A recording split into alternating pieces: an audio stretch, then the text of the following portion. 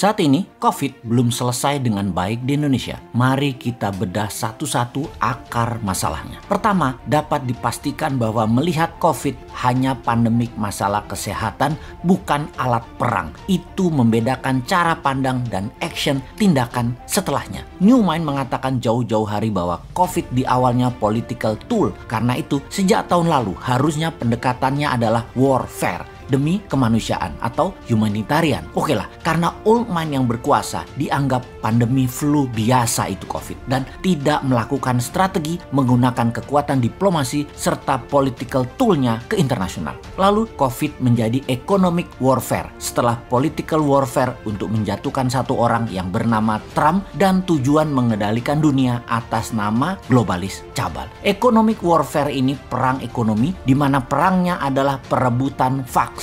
Perang selalu merebutkan sesuatu atas nama hajat hidup sebuah bangsa atau negara. COVID yang sejauh ini di Indonesia memukul dunia pariwisata, memukul dunia retail, dan memukul dunia high touch atau wilayah yang banyak bersentuhan manusia. Hal ini memukul 30% bisnis yang memang aslinya atau naturalnya adalah kebanyakan berinteraksi fisik. Dunia oleh COVID dipaksa menggunakan gadget di dalam berinteraksi. Terlambat melakukan hal ini, bisnis Anda kolaps. Bahkan sebuah pemerintahan bisa kolaps. Kepada masyarakat yang awam, kita ingatkan COVID adalah war tool, alat perang globalis cabal. Globalis ini adalah non-state actor. Non-state actor adalah sebuah tindakan yang berdampak negatif yang bertujuan untuk keuntungan ekonomi bagi pelakunya. Saat ini globalis cabal yang disebut non-state actor tersebut. Dan tujuannya sekali lagi, kendali kekuasaan di banyak wilayah. Lalu siapa kaki tangan agen globalis di Indonesia? Ini yang terjadi saat ini, yang pimpinan puncak pemerintahannya tidak melihat karena dia adalah orang baik-baik yang polos, yang sudah diingatkan ratusan kali bahwa orang di sekelilingnya yang menjalankan tugas pemerintahan itu tidak kompeten untuk zaman perang ekonomi kemarin dan perang biologi sekarang. Sementara banyak putra bangsa yang lebih baik tidak dipakai. Begini Bapak pejabat, kita buka informasinya. Salah satu kaki tangan globalis di Indonesia itu jangan-jangan BP POM. Kenapa? Karena dia bisa dikerjai oleh broker vaksin asing. Benar, efek COVID-19 adalah bisnis vaksin. Broker-broker tidak berperi kemanusiaan dapat momentum. Mereka mencari fee. Broker itu agen globalis yang bekerja keras agar menang perang untuk kendali vaksin di Indonesia. Mau bukti? Kita melihat vaksin Nusantara yang belum juga mendapatkan izin BP POM. Vaksin Nusantara adalah embrio terapi futuristik yang menakutkan semua broker vaksin asing. Lalu apa langkah agen asing tersebut? Jangan sampai vaksin Nusantara dapat izin karena broker vaksin asing akan merugi.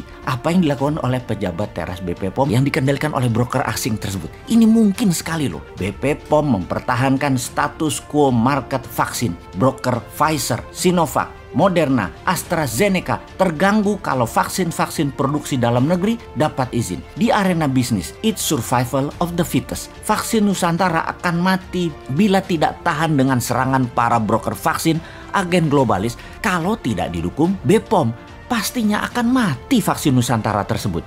Di invisible hand, para broker bekerja seperti mengeliminasi dokter terawan dari kabinet. Lalu bahkan dia mau didubeskan. Itu langkah awal dari globalis. Kemudian para broker melakukan all around attack atau serangan 360 derajat ke semua arah demi vaksin globalis berkuasa di Indonesia. Mereka ubah regulasi sampai menggunakan mulut dalam tanda petik para ahli yang nggak ngerti dendritic cell platform untuk mematikan vaksin Nusantara. Dengan vaksin Nusantara sesungguhnya Indonesia menjadi pionir di arena COVID-19 dendritic cell-based imunoterapi. Fakta saat ini yang paling ampuh adalah memainkan dalam tanda petik BP POM yang dilakukan oleh broker asing globalis demi matinya vaksin Nusantara. Sungguh, broker-broker vaksin paling aktif menghalangi riset vaksin Nusantara. Tema omongannya menyentuh aspek di luar domain lembaga pengawasan obat tersebut, mempersalahkan tenaga ahli luar negeri misalnya. Benerlah, komentar di banyak media internasional yang harusnya bikin malu pejabat Indonesia karena satu-satunya di dunia yang tidak paham soal dendritic cell